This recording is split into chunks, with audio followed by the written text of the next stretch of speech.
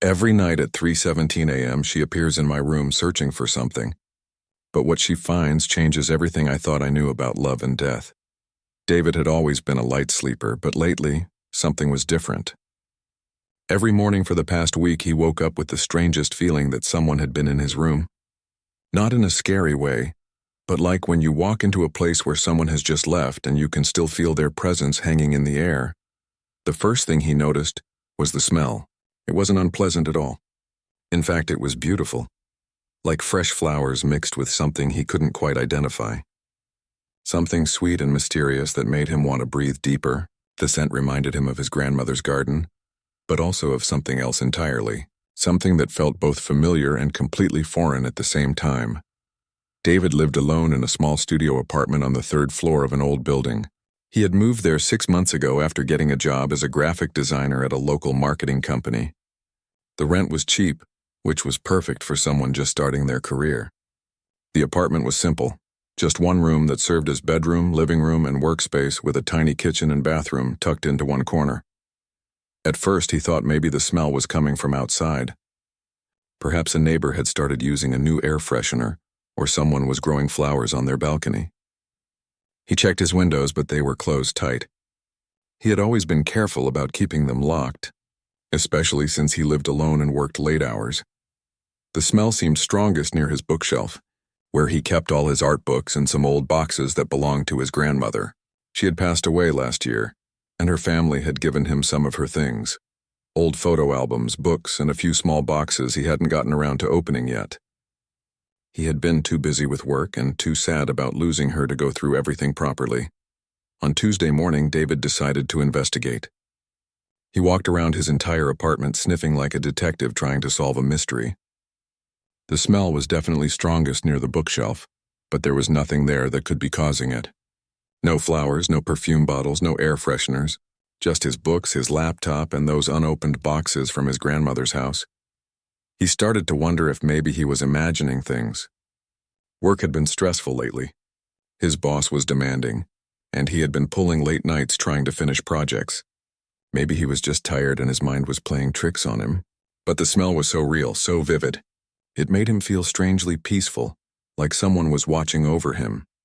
By Wednesday, David was convinced something unusual was happening. The smell was getting stronger, and now it seemed to appear at exactly the same time every night, around 3 in the morning. He would wake up suddenly, completely alert, and there it would be, that beautiful, mysterious fragrance filling his entire room. He tried to stay awake one night to figure out what was causing it. He lay in bed pretending to sleep, watching the clock on his phone. At 3:15 a.m. exactly, the room seemed to grow slightly brighter as if moonlight was streaming in through the windows. But when he looked at the windows, the curtains were drawn tight. That's when he saw her. At first, David thought he was dreaming. There, standing near his bookshelf, was the figure of a young woman. She appeared to be glowing very softly, like she was made of starlight. Her long dark hair fell in waves around her shoulders, and she was wearing what looked like an old-fashioned dress, the kind you might see in movies about the 1920s. David's heart started beating so fast he was sure she would hear it. He tried to convince himself he was having a very vivid dream, but everything felt too real. The woman was moving around his bookshelf area, seeming to look through his things. But here's the strange part. She wasn't actually touching anything. Her hands would move near his books and papers, but nothing was disturbed. It was like she was searching for something but couldn't quite interact with the physical world. The woman moved with incredible grace, like she was floating rather than walking. Every few moments she would pause and look in his direction, as if she could sense he was watching her. When their eyes met, David felt a jolt of electricity run through his entire body. Her eyes were sad, but also hopeful, like she was looking for someone she had lost long ago. The encounter lasted maybe 5 minutes, though it felt both like hours and like seconds at the same time. Then, as suddenly as she had appeared, the woman began to fade away. She looked at David one more time, and he could have sworn she smiled slightly before disappearing completely. The beautiful smell lingered for another few minutes before it too began to fade, leaving David alone in his dark room, wondering if he had lost his mind. The next morning, David sat at his small kitchen table drinking coffee and staring at his bookshelf. Everything looked exactly the same as always. His books were in the same order, his papers were in the same neat stacks, and his grandmother's boxes sat undisturbed on the bottom shelf. But he knew what he had seen. The woman had been real, or as real as something like that could be. He decided to do what any logical person would do in this situation. He started keeping a journal. Every morning he would write down exactly what had happened the night before. The time she appeared, how long she stayed, what she seemed to be doing, and most importantly, any details he could remember about her appearance. After a week of careful observation, David had filled several pages with notes. The woman appeared every single night at almost exactly 3:17 a.m.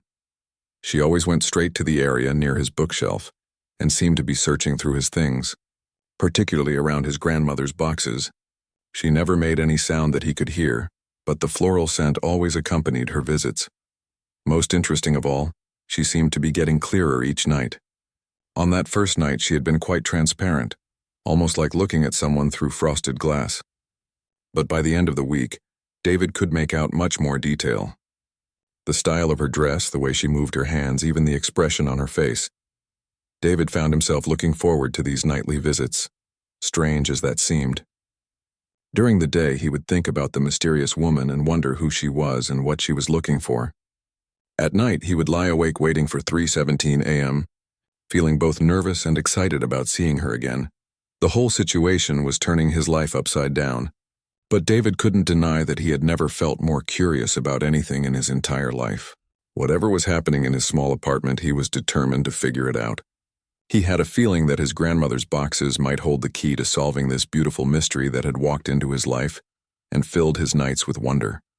2 weeks had passed since David first saw the mysterious woman, and his life had completely changed. He found himself living for those few minutes every night when she would appear. During the day, he would go through the motions of his normal routine, working on graphic design projects, eating meals, talking to his coworkers, but his mind was always thinking about her. David had become an expert at pretending to sleep. Every night he would lie in bed with his eyes slightly open, breathing slowly and deeply like someone lost in dreams. He had learned that if he moved too much or seemed too awake, she would disappear quickly. But when he stayed perfectly still, she would linger longer, sometimes staying for nearly 10 minutes. The woman appeared to be getting more solid with each visit. On that first night, she had been like a ghost in an old movie, transparent and flickering. But now David could see her much more clearly. Her dress was definitely from another time period, with a dropped waist and beaded details that caught the strange light that always surrounded her.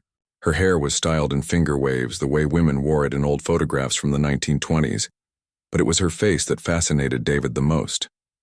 She was beautiful, but not in a perfect, untouchable way. There was something real and human about her features. Her eyes held a deep sadness, but also a determination that suggested she had been a strong person in life. Sometimes when she looked in his direction, David thought he saw recognition in her expression, as if she knew him from somewhere. The woman had a routine, just like David did. She would appear near the bookshelf and immediately begin her search. Her hands would hover over his books, particularly the older ones. She seemed especially interested in anything that looked vintage or antique. But most of all, she was drawn to his grandmother's boxes. David had 3 boxes of his grandmother's belongings. 2 were cardboard boxes filled with photo albums, old letters, and small keepsakes. The third was a beautiful wooden jewelry box that his grandmother had treasured. The woman would spend most of her time near these boxes, her hands moving over them in gentle, searching motions. What puzzled David was that she never actually touched anything. It was like she was separated from the physical world by an invisible barrier. She could see everything, examine everything, but couldn't interact with it in any meaningful way. This seemed to frustrate her greatly. David could see the longing in her movements, the way she would try again and again to pick up items that remained just out of her reach. One night, David decided to conduct an experiment. Before going to bed, he deliberately moved one of his grandmother's photo albums to a different spot on the shelf. When the woman appeared at 3:17 a.m., she went directly to where the album had been before. She seemed confused for a moment, searching the original location repeatedly. Then she noticed the album in its new position and moved toward it immediately. This told David something important. She wasn't just wandering around randomly. She was looking for specific things, and she remembered where they had been. This wasn't the behavior of some mindless spirit. This woman had intelligence, memory, and purpose. David started paying closer attention to which items seemed to interest her most. She always spent time near a particular photo album that belonged to his grandmother. It was one of the oldest ones with a dark green cover and pages that were yellowing with age. She would hover over it for minutes at a time, her expression growing more and more frustrated that she couldn't open it. Another item that drew her attention was his grandmother's jewelry box. It was made of dark wood with small metal hinges that had turned green with age. The woman would circle around it, examining it from every angle. Sometimes she would try to lift the lid, and David could see the disappointment on her face when her hands passed right through it. The beautiful floral scent had become stronger too. David had figured out that it was jasmine mixed with something else, maybe rose or lavender. But there was another smell underneath those familiar flowers, something that reminded him of old houses and vintage perfume. It was the kind of scent that made him think of his great-grandmother's house when he was a child, full of antique furniture and memories. David began to notice that the scent grew strongest when the woman looked at him. During her searches, the fragrance would be pleasant but light. But whenever she paused to gaze in his direction, the room would fill with that beautiful smell until it was almost overwhelming. It was like she was trying to communicate something through that fragrance, sending him a message he didn't know how to read. One night, something different happened. David was lying in bed as usual, watching through barely open eyes when the woman suddenly stopped her searching and turned to look directly at him. For the first time since these visits began, she walked away from the bookshelf area and came closer to his bed. David's heart was pounding so hard he was sure she could hear it. She stood at the foot of his bed, studying his face with an expression of wonder and confusion. Slowly, she raised her hand as if to touch his face, but stopped just inches away. David could feel a strange coolness in the air where her hand hovered, like the feeling you get when you hold your hand near an ice cube without touching it. The woman's lips moved as if she was trying to say something, but David couldn't hear any sound. She looked frustrated, then sad, then determined. She tried again to speak, and this time David thought he heard the faintest whisper, like wind through trees. He couldn't make out words, but the tone was gentle and pleading. After that night, everything changed. The woman began spending less time searching through his belongings and more time trying to communicate with David. She would point to items, then look at him as if asking questions. She would gesture toward the boxes, then toward herself as if trying to explain some connection between them. David found himself responding to her attempts at communication, even though he felt silly doing it. He would nod when she pointed to things or shake his head when she seemed to be asking yes or no questions. It was like playing an elaborate game of charades with someone from another world. The most amazing part was that she seemed to understand his responses. When David nodded, she would look pleased. When he shook his head, she would try a different approach. It became clear that despite the barrier between their worlds, they were somehow managing to have conversations. David realized he was no longer just curious about this woman. He was beginning to care about her. She seemed lost and searching, and he wanted to help her find whatever she was looking for. The problem was he had no idea what that might be, and he was starting to suspect that the answer lay somewhere in his grandmother's belongings, boxes he had been too emotional to open since her death. As he lay in bed each morning after she disappeared, David knew that sooner or later he was going to have to face those memories and discover what connection this mysterious woman had to his family's past. David knew he couldn't put it off any longer. For 3 weeks now, the mysterious woman had been appearing in his room, and it was becoming clear that whatever she was searching for had something to do with his grandmother's belongings. The boxes had been sitting on his shelf for months, and every time he looked at them, he felt a mixture of sadness and curiosity. Saturday morning, David made himself a strong cup of coffee and sat down on the floor next to his bookshelf. He pulled the first cardboard box toward him and took a deep breath. Opening it felt like opening a door to the past. Inside were dozens of old photographs, some in frames and others loose in small bundles tied with faded ribbons. The photos showed his grandmother as a young woman, then as a mother, and finally as the elderly woman David remembered from his childhood. But mixed in with the family pictures were photographs of people David didn't recognize. There were images of women in 1920s clothing, men in old-fashioned suits, and groups of people standing in front of buildings that looked like they were from a different era entirely. One photograph caught his attention immediately. It showed a young woman with dark hair styled in finger waves, wearing a beaded dress that looked exactly like the one his mysterious visitor wore. The woman in the photo had the same face, the same sad but determined expression, even the same way of holding her shoulders. David's hands trembled as he turned the photograph over. In faded ink, someone had written Eleanor Whitmore, 1926. David stared at the photograph for a long time. Eleanor, the woman who had been visiting him, had a name, and apparently, she had lived nearly 100 years ago. But how was his grandmother connected to her? And why did his grandmother have this photograph? The second box contained letters, old documents, and small keepsakes. David found bundle after bundle of letters tied with ribbons, most of them addressed to his grandmother. But at the bottom of the box, wrapped in tissue paper, he found something different. It was a collection of letters addressed to Eleanor Whitmore, and they were all from someone named David Whitmore. David's heart started racing as he read the return addresses. The letters were love letters written by a man to his fiancée. The David from the 1920s wrote about his business trips, about missing Eleanor, about their plans to marry when he returned from his travels. The last letter was dated September 15, 1926, and it promised that he would be home by the end of the month for their wedding. But there was something else in the box that made David's blood run cold. There was a newspaper clipping, yellow with age, dated October 3, 1926. The headline read, "Local woman disappears mysteriously." The article described how Eleanor Whitmore had vanished from her boarding house room without a trace. She had been waiting for her fiancé David to return from a business trip. Her belongings were found undisturbed, but Eleanor herself was nowhere to be found. David read the article 3 times, trying to understand what it meant.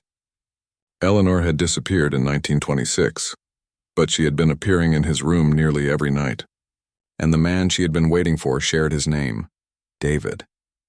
It couldn't be a coincidence. That afternoon, David decided to do some research. He walked to the local library and asked the librarian to help him find historical records about his building. What he discovered changed everything he thought he knew about his apartment.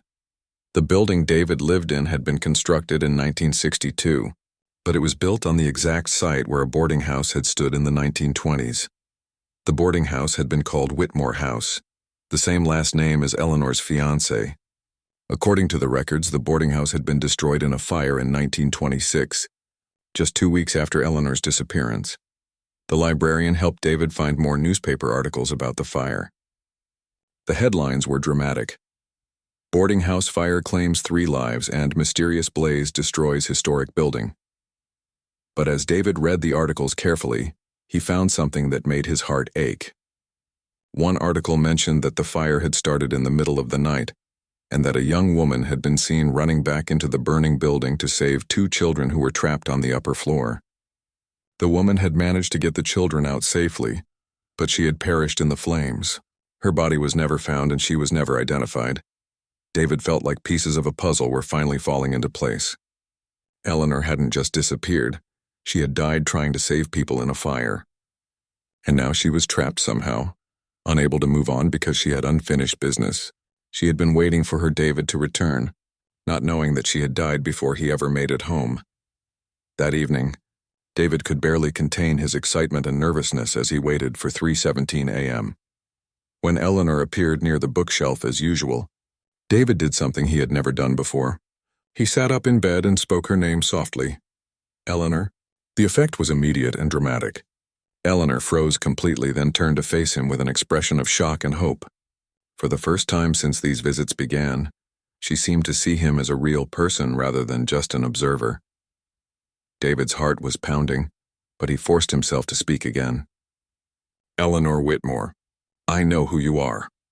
Eleanor's form seemed to grow brighter and more solid. She took a step toward his bed, her hands pressed to her chest in amazement. When she tried to speak, David could hear her voice for the first time. It was faint, like an echo from far away, but it was definitely there. "You can see me," she whispered, her voice filled with wonder. "You can hear me." David nodded, feeling tears in his eyes. "I've been seeing you for weeks. You've been searching for something. I think I found it." David got out of bed and walked to his bookshelf. He picked up the photograph of Eleanor and the bundle of letters from David Whitmore. When he turned around, Eleanor was standing just a few feet away from him, closer than she had ever been before. "These are yours," David said, holding out the items. "They belong to you." Eleanor looked at the photograph and letters with an expression of pure joy mixed with deep sadness. She tried to reach for them, but her hands still passed through everything. The frustration in her face was heartbreaking. "I can't touch them," she said, her voice growing clearer as they continued to talk. "I've been trying for so long, but I can't touch anything in your world." David sat down on his bed, still holding Eleanor's belongings. "Tell me what happened. I found newspaper articles about your disappearance, about the fire. But I don't understand why you're here, why you're trapped." Eleanor moved closer, and David noticed that the beautiful floral scent grew stronger. She looked at him with those sad, intelligent eyes and began to tell him a story that would change both their lives forever. "I was waiting for him," she said quietly. "My David was supposed to come home and we were going to be married. But then the fire started, and there were children screaming, and I couldn't just leave them. I ran back into the building to help, but the floor collapsed and everything went dark. When I woke up, I was like this, caught between worlds, unable to find peace because I never got to say goodbye. I never got to tell him that I loved him one last time." David felt his heart breaking for this woman from another time. She had died a hero, saving children from a fire, but she had been trapped ever since because she couldn't let go of the love she had lost. As Eleanor continued her story, David realized that their connection was deeper than just sharing the same first name as her lost love. Something about him was allowing her to become stronger, more real, and he was beginning to understand that helping Eleanor find peace might be the most important thing he would ever do. After that first conversation, everything changed between David and Eleanor. She no longer appeared only at 3:17 a.m. Now she would show up at different times throughout the night, sometimes staying for hours. David found himself sleeping during the day and staying awake at night, just so he could spend more time talking with her. Eleanor's presence was becoming stronger with each passing day. She could speak more clearly now, and sometimes David could almost forget she wasn't a living person. Her voice had a musical quality to it, with the slight accent people had in the 1920s. She told him stories about her life before the fire, and David found himself completely captivated by her world. Eleanor had been a teacher at a small elementary school. She loved children and had always dreamed of having a family of her own with her David. She had been planning their wedding when he left for his business trip, choosing flowers and writing invitations. She described her dress, which had been hanging in her closet at the boarding house, waiting for the day she would wear it down the aisle. "I was so happy then," Eleanor would say, her eyes growing distant with memory. "Everything seemed perfect. I thought I had my whole life planned out ahead of me. I never imagined it would all end so suddenly." David shared his own stories too. He told Eleanor about his work as a graphic designer, about computers and modern technology that amazed her. He showed her his laptop, though she couldn't touch it, and tried to explain how people communicated through the internet. Eleanor was fascinated by how the world had changed, but also sad that she had missed experiencing any of it. "Your David," she would often say, referring to her lost fiancé. "He would have loved to see all these inventions. He was always interested in new things, always reading about the latest discoveries." The more they talked, the more David found himself falling in love with Eleanor. It seemed impossible, loving someone who had died nearly a century ago. But he couldn't help himself. Eleanor was kind, intelligent, and brave. She had died saving children, which showed the kind of person she truly was. Despite the tragedy of her situation, she never seemed bitter or angry. Instead, she was curious about David's world and grateful for his company. Eleanor seemed to feel the same way about David. She would look at him with such warmth and affection that it made his heart ache. Sometimes she would try to touch his face, forgetting that she couldn't make physical contact. The sadness in her eyes when her hand passed through him was almost unbearable. "I wish things were different," she said one night as they sat together on his bed, or rather, as David sat on his bed and Eleanor sat in the same spot, appearing to rest beside him. "I wish I could really touch you, hold your hand, feel what it's like to be close to someone again." David's life began to change in ways that worried him. He stopped going out with friends, claiming he was tired or busy with work. He avoided dating, even though his co-workers kept trying to set him up with people they knew. How could he explain that he was in love with someone who had died before his grandparents were even born? His work started to suffer too. David would stay up all night talking with Eleanor, then try to work during the day on very little sleep. His boss noticed his declining performance and called him into the office for a conversation about his recent projects. "David, you've always been one of our best designers," his boss said, looking concerned. "But lately your work seems distracted. Is everything okay at home? Are you having personal problems?" David couldn't exactly explain the truth, so he mumbled something about stress and promised to do better. But the truth was he didn't care much about work anymore. The only thing that mattered to him was spending time with Eleanor. Eleanor noticed the changes in David too, and she began to worry about him. "You're becoming pale," she told him one night. "You look tired all the time. This isn't healthy for you, David. You need to live your life, not waste it staying awake to talk with a ghost." But David didn't want to hear it. For the first time since his grandmother's death, he felt truly happy. Eleanor made him laugh with her stories about life in the 1920s. She listened when he talked about his dreams and fears. She understood him in a way that no living person ever had. As the weeks passed, something strange began to happen. Eleanor was becoming more and more solid, more present in the physical world. David could see her perfectly now, as clearly as if she were a living person sitting in his room. The beautiful jasmine scent that had always accompanied her visits was now constant, filling his entire apartment with its fragrance. One evening, Eleanor reached for a book on David's shelf and was amazed when her fingers didn't pass right through it. She couldn't quite pick it up, but she could touch it, move it slightly. She looked at David with excitement and wonder. "I can feel it," she whispered. "For just a moment, I could actually feel the book." How is this possible? David didn't know, but he was thrilled by the development. Maybe somehow Eleanor was finding her way back to the world of the living. Maybe they could have a real relationship after all. But Eleanor's growing presence came with a price that neither of them understood at first. David began to feel weak and exhausted all the time, even when he tried to get proper sleep. He would look in the mirror and see that his face was getting thinner. His eyes were darker. His friends started commenting on how unhealthy he looked. "Dude, you need to see a doctor," his friend Tom said when they met for coffee. "You look like you haven't eaten in weeks. What's going on with you?" Eleanor started to notice changes in herself too, but they were different from David's. She felt more alive, more connected to the world around her. She could smell things now, not just her own jasmine scent, but David's coffee in the morning, the rain outside his window, even the faint smell of car exhaust from the street below. "I feel like I'm becoming real again," she told David one night, her eyes bright with hope. "Maybe there's a way for us to be together properly. Maybe I don't have to stay trapped between worlds forever." David wanted to believe it was possible, but deep down, he was starting to worry. The weaker he felt, the stronger Eleanor became. It was as if she was somehow drawing energy from him, pulling life force from his world into hers. But he loved her too much to ask her to stop. If helping Eleanor meant sacrificing his own strength, he was willing to do it. Eleanor, however, was beginning to understand what was happening, and the realization filled her with horror. She had spent nearly a century unable to touch the world of the living, and now that she finally could, she was discovering that it was coming at the cost of David's life. The woman who had once died saving children was facing the possibility that her return to the world might kill the man she had come to love. The realization hit Eleanor like a bolt of lightning. She had been so focused on becoming stronger, on being able to interact with David's world, that she hadn't noticed what was happening to him. Now, looking at David as he sat pale and exhausted on his bed, she understood the terrible truth. Her presence wasn't just making her more real. It was slowly draining his life away.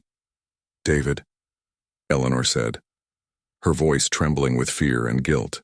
"Look at yourself. Really look. When was the last time you felt truly healthy and strong?" David tried to brush off her concerns. "I'm fine, Eleanor. I'm just tired from staying up late. It's worth it to spend time with you." But Eleanor could see through his words. David's cheeks were sunken, his eyes had dark circles around them, and his hands shook slightly when he wasn't paying attention. He looked like someone who was slowly fading away, and she knew with horrible certainty that she was the cause. "No, you're not fine," Eleanor said firmly. "I'm killing you, David. Every day I stay here, every day I become more solid. I'm stealing your life force. I'm doing to you what the fire did to me, just more slowly. David wanted to argue, but deep down he knew she was right. He had been feeling weaker for weeks now, but he had been ignoring it because he didn't want to lose Eleanor. The thought of going back to his lonely apartment, back to a life without her magical presence, seemed unbearable. Eleanor began pacing around the room, her form flickering with emotion. I died saving children, she said, tears in her eyes. I died because I couldn't stand the thought of innocent people getting hurt. And now I'm hurting you, the person I've come to love more than anything. How is this any different? That night, Eleanor made a decision that broke David's heart. She stopped appearing in his room. For 3 days, David waited for her at their usual times, but she never came. The beautiful jasmine scent faded from his apartment, and David felt more alone than he had ever felt in his life. But something else happened during those 3 days. David started to feel stronger. His appetite came back. The color returned to his cheeks, and he could think more clearly than he had in weeks. As much as he missed Eleanor, he couldn't deny that her absence was helping him recover his health. On the 4th night, Eleanor finally appeared again, but she looked different. She seemed less solid than before, more like the transparent figure she had been when David first saw her. It was as if she had deliberately pulled herself back from the world of the living. I've been researching, Eleanor said without any greeting. I've been visiting the library at night reading old books about spirits and the supernatural. I think I understand now why I've been trapped here for so long. David sat up in bed, relief flooding through him at seeing her again, even though she looked fainter than before. What did you find? Eleanor sat down in her usual spot, though she seemed to barely make an impression on the bed now. I died with unfinished business, David. Not just because I never got to marry my David, but because I never properly said goodbye to the life I was supposed to live. I've been holding on to this world so tightly that I couldn't move forward. She paused, looking at David with infinite tenderness. But then you came along. You helped me remember what love feels like. You reminded me what it means to care about someone so much that you would do anything for them. And now I know what I have to do. David felt a chill of fear. Eleanor, what are you saying? I'm saying that loving you has taught me how to let go, Eleanor replied softly. My David from 1926, he moved on after I disappeared. I found records of his life at the library. He mourned me, but then he found someone else to love. He had children and grandchildren and lived a full, happy life. He didn't spend 97 years waiting for me to come back. Tears were streaming down Eleanor's face as she continued. I've been selfish, David.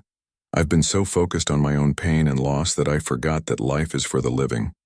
I died saving those children because I believed that some things are more important than holding on to life. Well, letting you live your life properly is more important than me holding on to this half-existence. David felt panic rising in his chest. No, Eleanor. We can figure something else out. Maybe if we're more careful, if we limit our time together. Eleanor shook her head. It doesn't work that way, David. The connection between us is too strong now.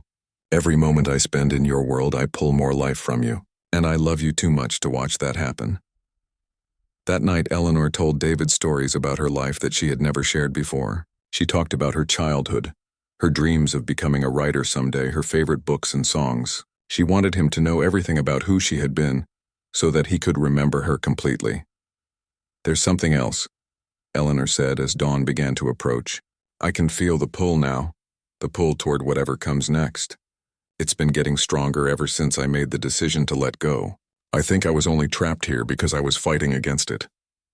As the sun began to rise, Eleanor stood up from the bed. For the first time since David had known her, she looked peaceful. The sadness that had always been in her eyes was gone, replaced by a calm acceptance. This is goodbye, isn't it? David asked, his voice breaking. Eleanor nodded. But not forever, David. Love like ours doesn't just disappear. It changes form, but it never really ends. Someday, when your life is complete and full of all the experiences you're meant to have, maybe we'll find each other again. She moved closer to David, and somehow impossibly she was able to touch his face. Her hand felt cool and soft against his cheek, and the jasmine scent surrounded them both like a gentle embrace. Thank you, she whispered. Thank you for helping me remember what love feels like. Thank you for giving me the strength to do the right thing. David wanted to beg her to stay, to find another way, but he could see the determination in her eyes. Eleanor had made her choice. just as she had made the choice to run back into that burning building 97 years ago. As the morning light grew stronger, Eleanor began to fade away, but this time it was different. Instead of the frustrated disappearance David had seen before, this felt like a peaceful transition. Eleanor was letting go willingly, moving toward whatever waited for her beyond this world. "Live for both of us," were her last words. "Fall in love with someone who can love you back in the real world. Have the family I never got to have. Be happy, David. Promise me you'll be happy." And then she was gone. David sat alone in his apartment as the sun filled his room with golden light. The jasmine scent lingered for a few more minutes before it too began to fade. But on his pillow, where Eleanor had touched his face one final time, David found a single fresh jasmine flower. Impossible but real. A final gift from a love that had transcended time itself. In the days that followed, David's health returned completely. He threw himself back into his work and reconnected with his friends. But he was changed by his experience with Eleanor. He understood now that love was about more than just holding on. Sometimes the greatest act of love was learning when to let go. And late at night, when the jasmine scent occasionally drifted through his dreams, David knew that somewhere beyond the boundaries of the physical world, Eleanor was finally at peace.